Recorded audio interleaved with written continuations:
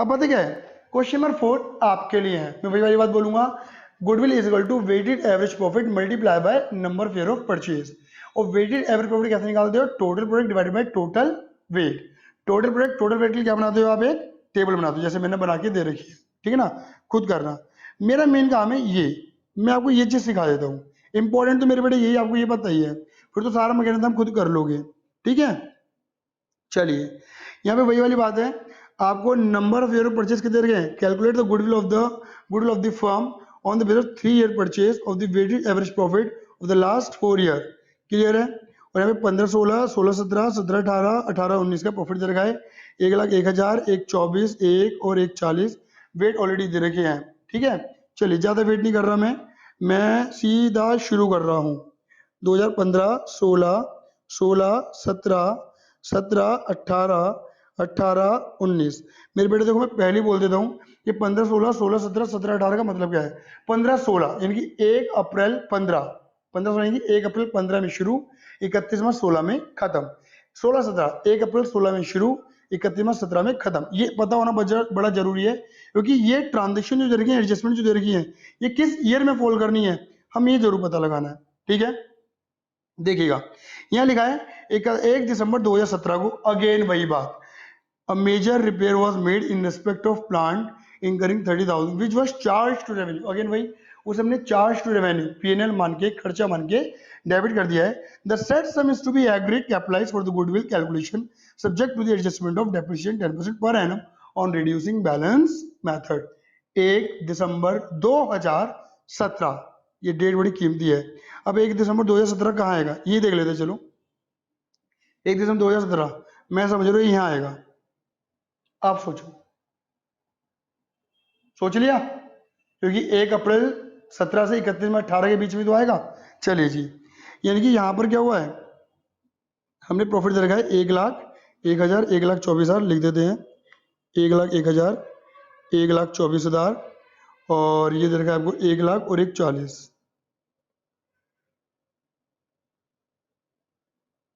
चलो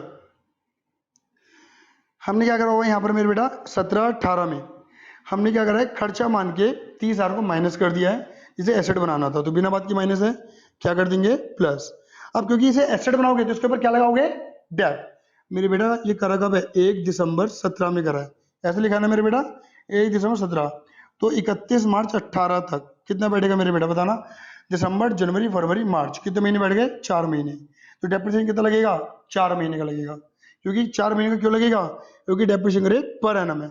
अगर per annum नहीं होता, बता चुका था, पर एनम नहीं होता ना मेरे बेटा, तो डेप्रिसिएशन फ्लैट लगता, कितने रुपए, 30,000 के ऊपर 10%, 3,000 रुपये आता। लेकिन अब 4 महीने है तो 4/12 करेंगे, क्योंकि पर एनम दे रखा है। तो 30,000 का 10%, 4/12 कितना बेटा मेरे बेटा, 1,000 का डेप लगेगा। ये डेप माइनस नहीं हुआ था, अब माइनस कर देना, क्लियर है।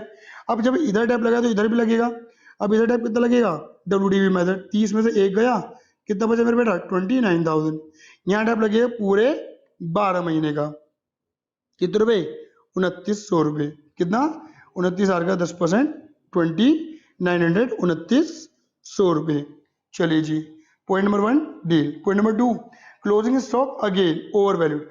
सर क्या अंडर वैल्यूड नहीं आ सकता क्या, कभी भी सारे ओवर ही है बेटा। अगर अंडर होते तो समझ लो, क्लोजिंग स्टॉक बिना बात की कम है, इनकम बिना बात की कम है, तो प्रॉफिट बिना बात की कम है, तो प्लस कर देंगे अगर अंडर होता तो।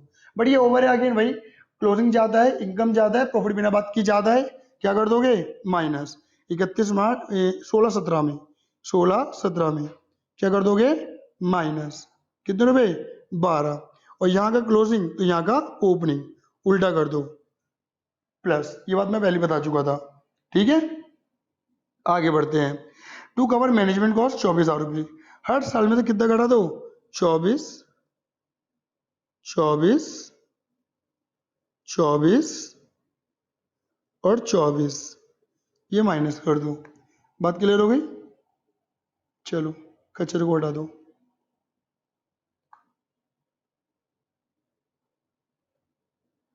चलो जी, और पॉइंट नंबर 3 डील हो गया। अब पॉइंट नंबर 4, पता है बेटा पॉइंट नंबर 4 बहुत कीमती है, इसे तो स्पेशल पेन से डील करूंगा, हरे कलर से। पता क्या है, 1 अप्रैल 2017 में, 1 अप्रैल 2016 में सॉरी, अब 1 अप्रैल 2016 का आएगा यहाँ पे, यानी कि दूसरे साल में। 1 अप्रैल 2016 में एक मशीन जिसकी बुक वैल्यू 10,000 थी वो हमने बेच दी थी 11,000 में, but the proceed were wrongly credited to penal account. इसका मतलब पता क्या बताया था, जो एसेट थी 10,000 की थी, 11,000 में बेच दी, लेकिन हमने क्या करा, एसेट को हमने ये नहीं माना कि इसे हमने एसेट बेची, हमने माना ये हमारी सेल हुई, हमने इसे क्या मान लिया, सेल मान लिया, एक नॉर्मल इनकम मान ली 11,000 को, जबकि क्या है, एसेट बेची है। No effect has been given to rectify, गलती हुई है, अभी कोई रेक्टिफिकेशन नहीं हुआ है। Depreciation charge on machine 10% per annum और रिड्यूसिंग बैलेंस मेथड। अब देखो बड़ी कीमती लाइन है, देखो जी, मैं यहाँ पे तुम्हें प्रॉपर रेक्टिफिकेशन सिखा रहा हूँ। रेक्टिफिकेशन ऑफ एरर, देखो समझना, यहाँ पर हम क्या लिखते थे, अगर आपको याद हो, पढ़ा होगा 11th क्लास में, और जिन्होंने मुझसे क्लास लगी तो उन्हें पता ही होगा, correct entry, wrong entry and rectify entry, ऐसे लिखते हो। करेक्ट एंट्री क्या होता है, मतलब क्या क्या करना था, क्या कर दिया। आधे बच्चे कन्फ्यूज रहते हैं, अब कैसे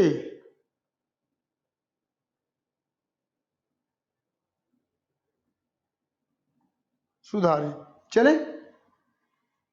तो करेक्ट एंट्री क्या है मेरे बेटा, देखिए एंट्री एक्चुअल में होनी क्या थी, देखो हम पे पैसा आ रहा है कैश या बैंक अकाउंट डेबिट, कितने रुपए आ रहे हैं, 11,000 रुपये, और क्या जा रही है, मशीन जा रही है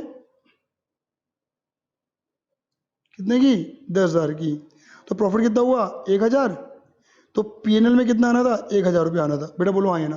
बट आपने एंट्री क्या बना दी, इसे सेल प्रोसीड मान लिया, कैश या bank debit, debit what comes in to sale या टू पीएनएल मान लो, पीएनएल में इनकम मान के क्रेडिट करती है सेल मान के, कितने रुपए, पूरे 11,000, ये तो बोला हुआ है, सेल यानी कि इनकम मान लिया, पीएनएल में क्रेडिट कर दिया, गलती दिख गई। अब देखो क्या करना था, कैसे सुधारे, करना ये था, कर ये दिया, तो कैसे सुधारे, क्या बोलेंगे, देखो डेबिट को डेबिट से और क्रेडिट को क्रेडिट से कंपेयर करना, कैश बैंक डेबिट करना था, कैश बैंक डेबिट कर दिया, कैश बैंक डेबिट करना था 11 से, कैश बैंक डेबिट कर दी 11,000 से, मतलब कैश में तो कोई गड़बड़ नहीं हुई। दूसरी बात, मशीन क्रेडिट करनी थी, मशीन क्रेडिट नहीं की, अब अगर मैं क्रेडिट कर दूं तो मेरी गलती सुधारी जाएगी, तो क्रेडिट कर दो कर दो कर दो ना।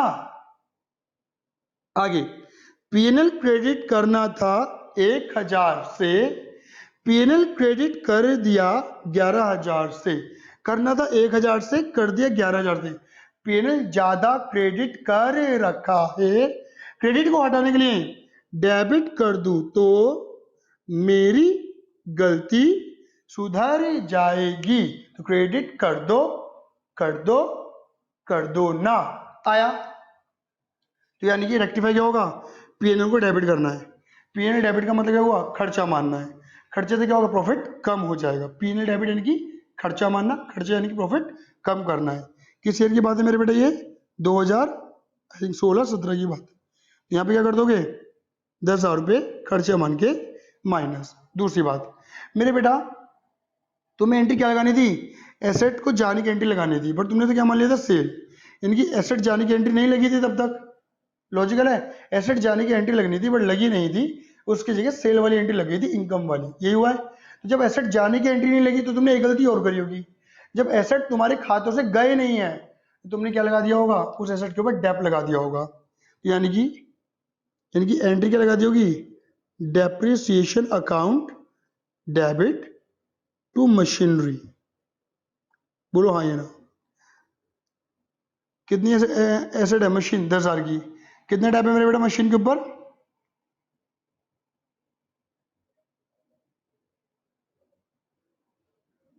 क्वेश्चन तो गायब हो गया मेरा,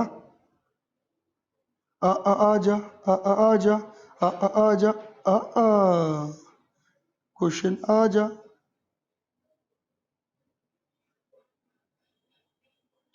10,000 का 10% लगाए डेप पर एनम लिखा हुआ है 1,000 क्लियर ही नहीं है, जबकि एसेट तो जा चुकी है एक्चुअल में हमारे पास से, तो डेप्रिसिएशन की एंट्री लगनी नहीं थी, बट आपने बिना बात की डेप्रिसिएशन की एंट्री लगा दी। तो बेटा डेप्रिसिएशन क्या होता है? खर्चा। आपने क्या कर दिया एक तरीके से, डेप्रिसिएशन को बिना बात की खर्चा मान के क्या कर दिया है? डेबिट कर दिया है। क्या कर दिया? खर्चा मान के बिना बात की डेबिट कर दिया है। बोलो हाँ या ना? ठीक है, तो क्या बोलेंगे? इधर देखना मेरे बेटा जी, पीएनएल डेबिट, यहां देखो पीएनएल डेबिट कर दिया, पीएनएल डेबिट कर दिया, बट पीएनएल डेबिट नहीं करना था, बिना बात की डेबिट है, तो क्या कर दोगे? क्रेडिट कर दो तो मेरी गलती सुधर जाएगी। तो क्रेडिट कर दो, कर दो, कर दो ना। मशीन क्रेडिट कर दी, कर दिया, मशीन क्रेडिट कर दिया, बट मशीन क्रेडिट नहीं करना था, बिना बात की क्रेडिट है, तो क्रेडिट को हटाने के लिए क्या कर दोगे? डेबिट कर दो तो मेरी गलती सुधर जाएगी। डेबिट कर दो, कर दो, कर दो ना। तो यानी कि इस साल में क्या हुआ है? ये भी एक रेक्टिफाई एंट्री बनेगी। बोलो हाँ या ना? यहाँ पे क्या कर रहे हो? पीएनएल को क्रेडिट कर रहे हो। पीएनएल को क्रेडिट करने का मतलब क्या हुआ? इनकम दिखाना। इनकम दिखाएंगे तो प्रॉफिट बढ़ जाएगा। ऐड कर दो, यानी कि यहाँ पे इफेक्ट कितने का आ रहा है? 9,000 का इफेक्ट आ रहा है। आप चाहो तो इन दोनों एंट्री की कंबाइंड एंट्री बना के एक रेक्टिफाई एंट्री बना सकते हो, कोई दिक्कत नहीं है, लेकिन दिमाग लगाओ, ये डैप अगर इस साल लगाया तो इधर और इधर भी डैप लगाया होगा। बेटा बोलो हाँ या ना? तो क्या करेंगे?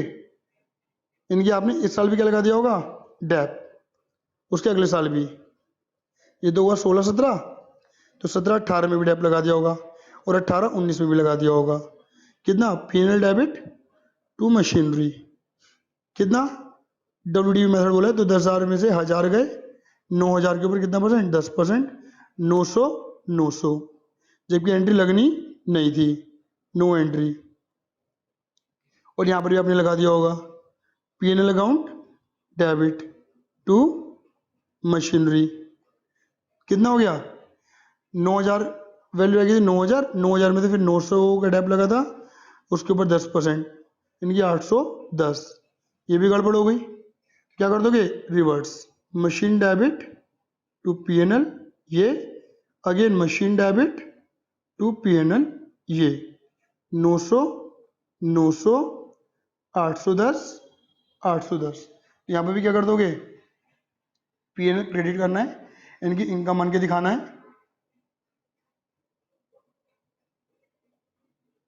ऐड कर दो, यहाँ पे 900 और यहाँ पे 810, बस हो गया।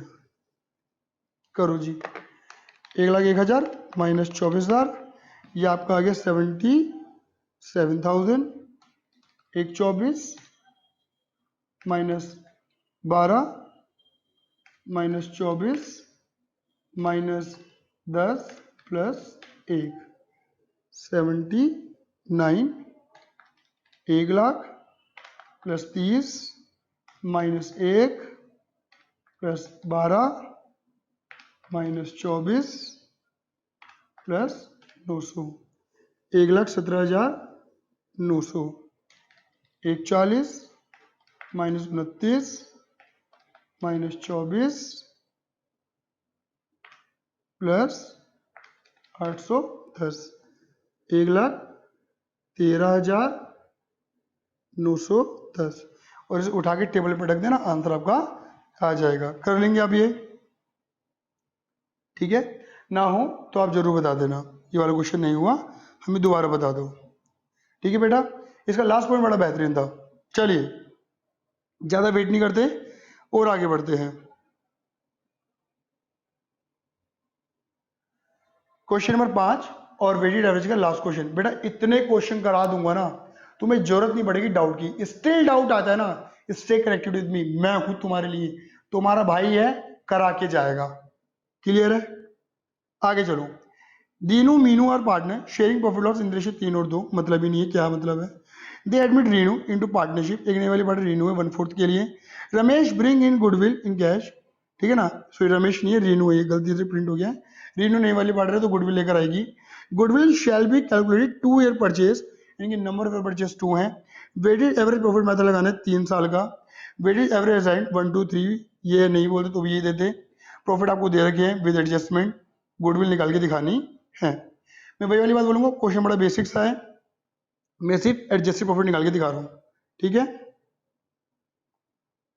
2017, 2018, 2019, ठीक है। अब यहाँ पे आपको जो प्रॉफिट दे रखा है वो है प्रॉफिट 50 20 70। देखो ये 50, यहाँ लॉस है तो माइनस, ये प्रॉफिट है तो 70 पॉजिटिव, लॉस नेगेटिव पहले ही बताया था।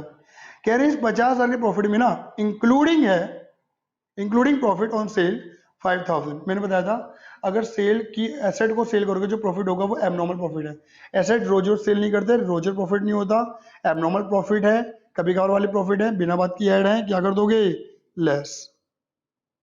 चलो जी, उसके बाद क्या लिखा है 18 में क्या लिखा है, इंक्लूडिंग लॉस बाय फायर, 20,000 का लॉस है, लॉस बाय फायर, बिना बात की लॉस हुआ है, क्लियर है कि नहीं है।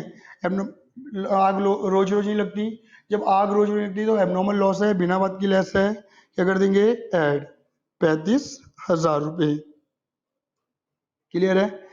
अच्छा यहाँ लिखा है प्रॉफिट है इंश्योरेंस क्लेम 18,000 मिला है, मैंने बताया था इंश्योरेंस करवाना नॉर्मल है बट क्लेम मिलना एबनॉर्मल इनकम है।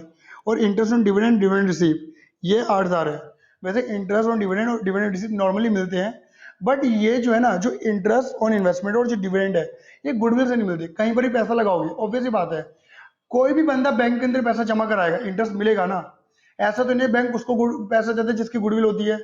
इनकी ऐसी इनकम है इंटरेस्ट ऑन इन्वेस्टमेंट, ये डिविडेंड जो मिल रहा है अगर हम कहीं पे इन्वेस्ट करेंगे तो मिलेगा ही, हमारी गुडविल से नहीं हो रहा, तो ये भी एक तरीके से एबनॉर्मल है क्योंकि इनकी वजह से गुडविल फर्क नहीं पड़ता, अलग कर देंगे। तो ये दोनों ही क्या है 18,000 और 8, 18 और 8 26,000 रुपये, बिना बात की एबनॉर्मल इनकम है, ऐड है, क्या कर देंगे लेस, 18 और 8 26,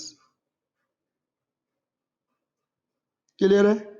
बस मेरे बेटा आगे का काम आपका है, मैंने तो निकाल दिया, ये 15,000 ये पॉजिटिव हो गया मेरे बेटा, अब नेगेटिव नहीं है, समझ गए। और ये हो गया 70 माइनस 26, कितना आ गया मेरे बेटा 44। वेटेड बोला तो वेटेड ही अप्लाई करेंगे, प्रॉफिट बढ़ रहा हो घट रहा हो हमें मतलब नहीं है, इस टेबल में अप्लाई कर देना, फॉर्मूला अप्लाई कर देना, goodwill is equal to weighted average profit multiply number of purchase, और वेटेड एवरेज प्रॉफिट होता है total product divided by total weight, उसके लिए हम बनाते हैं टेबल, टेबल के अंदर जो प्रॉफिट आता है वो आफ्टर एडजस्टमेंट आता है, एडजस्टमेंट नहीं है तो सीधी सीधी लिख देंगे। एक खेल और बताऊं, इंक्लूडिंग और एक्सक्लूडिंग का बड़ा खेल है। सपोज अगर यहाँ इंक्लूडिंग ना लिखा होता, एक्सक्लूडिंग लिखा होता कि ये प्रॉफिट 50,000 है, एक्सक्लूडिंग प्रॉफिट ऑन सेल, मतलब ये है कि प्रॉफिट ऑन सेल ऑफ जो एसेट है 5,000 है और वो एक्सक्लूड है, मतलब एक तरीके से जो ये जो एबनॉर्मल इनकम है ये ऐड ही नहीं है, एक्सक्लूड है, ये ऐड ही नहीं है, तो क्या लेस करोगे। इंक्लूड का मतलब है कि वो ऐड है, लेस कर दो, एक्सक्लूड का मतलब ये ऐड ही नहीं है तो लेस करोगे नहीं, ये पागल बनाने के लिए दिया जा सकता है, क्लियर है। अब जैसे यहां लिखा होता मान के चलो इंक्लूडिंग की जगह एक्सक्लूडिंग, मतलब loss by fire abnormal loss है, ये लेस होना चाहिए, एक्सक्लूडिंग अभी तक लेस ही नहीं है, जब लेस ही नहीं है तो ऐड करोगे हटाओगे, हमने पहले ही नहीं लगाया तो हटाएंगे क्यों, क्लियर है। तो इंक्लूड और एक्सक्लूड का खेल है, दो खेल बताए थे, इंक्लूड एक्सक्लूड बता दिया, और कई बार ये नहीं कि आपको एबनॉर्मल लॉस एबनॉर्मल गेन ही दिया जाएगा, एबनॉर्मल इनकम एबनॉर्मल प्रॉफिट ही दिया जाएगा, नॉर्मल भी दे सकते हैं कि नॉर्मल खर्चा लेस नहीं है लेस कर देना, नॉर्मल इनकम ऐड नहीं है ऐड कर देना, क्लियर है। बात क्लियर हुई नहीं हुई मेरे बेटा, ये था मेरा कुल मिला के आपके साथ एपिसोड नंबर कौन सा, बोलो बोलो, एपिसोड नंबर 3, क्लियर है। Episode number 3 very important question, जो भी है डाउट मुझे बताते रहना, तुम्हारा भाई है कराएगा तुम्हारे लिए, नंबर लाने धांसू, क्लियर है ये नहीं है, आई बस अभी नहीं आई। चलिए आज के लिए धन्यवाद, tata bye bye, see you, love you, जय हिंद जय भारत।